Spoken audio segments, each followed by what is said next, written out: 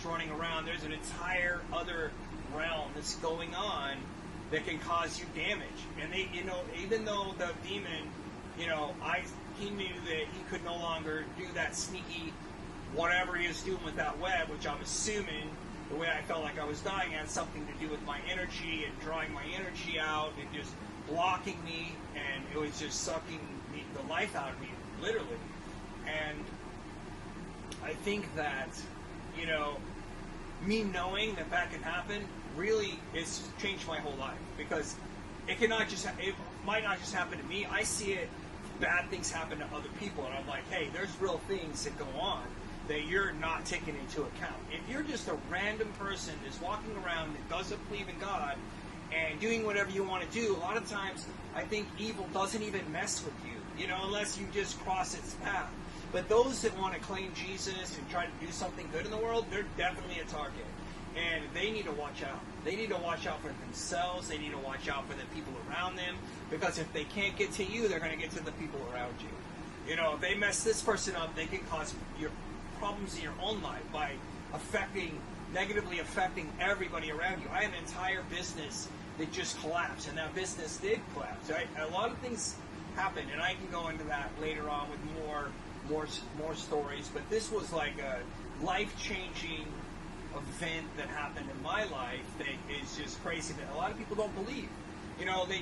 People that read the Bible and talk about Jesus, and all the different things that happen in the Bible, and Jesus being crucified and come back to life, and they're like, all this stuff, they believe it, but yet when somebody says something like this, like this, hey, the devil showed up at my house, and the ceiling opened up, and, black entities came pouring down on me, and the angels came, and I fought next to the angels with, like, God's energy wielding it. That's crazy. They're like, man, you're a crazy person. There's no way that could happen, but it did happen.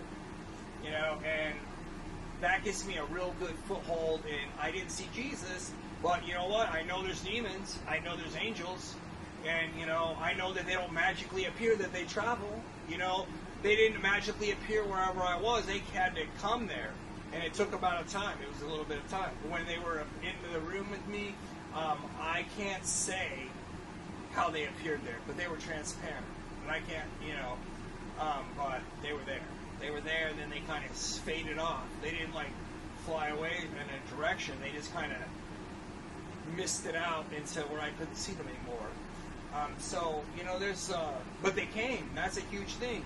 The angels came when I called them. I called out to Michael and Gabriel, and I used those exact words, not the Hebrew word for Michael or Gabriel. I called out for those two, and they showed up.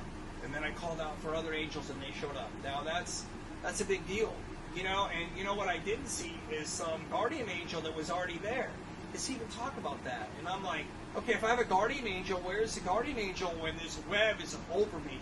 Because when I was there was no angel that I saw. I had to call for the angels. And so that puts, it wasn't like I was a Christian either, though. I mean, I believed in God, and I always have believed in God and Jesus, but I was definitely not living a Christian life.